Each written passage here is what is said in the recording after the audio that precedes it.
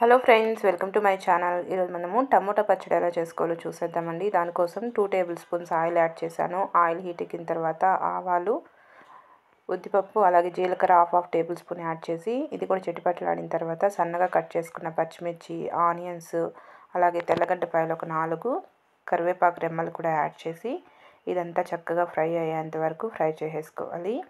చాలా టేస్టీగా ఉంటుందండి. ఇలా ప్రిపేర్ చేసుకుంటే వేడి వేడి రైస్లోకి, చపాతీస్లోకి, దోశలోకి అన్నిటికి కూడా చాలా బాగా సెట్ అవుతుంది.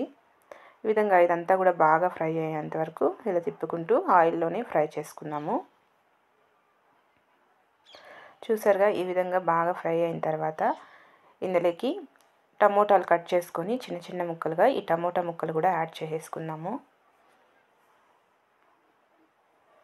ఈ విధంగా ఈ టమోటాలు కూడా యాడ్ చేసి ఒకసారి మొత్తం కూడా కలిపేసుకోవాలి. ఇప్పుడు ఇందులోకి రుచికి సరిపడా సాల్ట్ యాడ్ చేసేసుకోండి. సాల్ట్ లేదా రాళ్ళుప్పు ఏది ఉంటే అది యాడ్ చేసుకుందాము. అలాగే కొద్దిగా పసుపును కూడా యాడ్ చేసుకోండి. ఈ విధంగా ఉప్పు, పసుపు కూడా యాడ్ చేసి ఇదంతా కూడా బాగా కలిసేలాగా ఒకసారి కలిపేసుకోవాలి.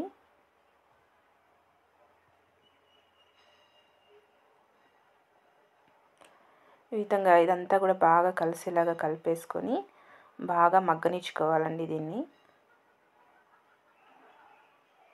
ఎంత బాగా మగ్గితే అంత టేస్టీగా వస్తుంది పచ్చడి మనకి. ఈ విధంగా ఆయిల్ అంతా ఇందులో ఆయిల్ అంతా రిలీజ్ అయ్యి ఇదే వాటర్లో ఈ టమోటా ముక్కలంతా బాగా మగ్గిపోతాయి. అప్పటి వరకు ఇలా మధ్య మధ్యలో ఒకసారి కలుపుకుంటూ ఒక 10 నిమిషాల పాటు మీడియం ఫ్లేమ్ మీద ఇలానే కుక్ చేసుకుందాము.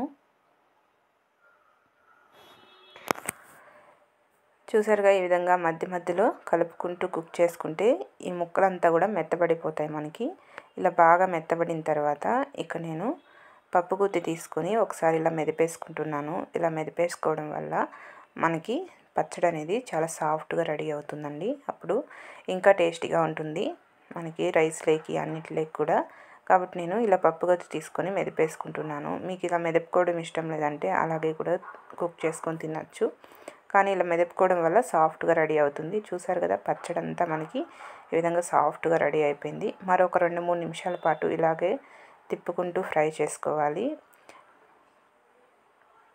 ఈ విధంగా మరో 2-3 నిమిషాలు ఇలా తిప్పుకుంటూ ఫ్రై చేసేసుకొని స్టవ్ ఆపేసుకొని వేడి వేడిగా రైస్లోకి కానీ దోశ, చపాతీ లాంటి వాటిల్లోకి సర్వ్ చేసుకుంటే ఎంతో టేస్టీ అయినటువంటి టమోటా పచ్చడి మనకి రెడీ అయిపోతుంది. Okay friends, bye.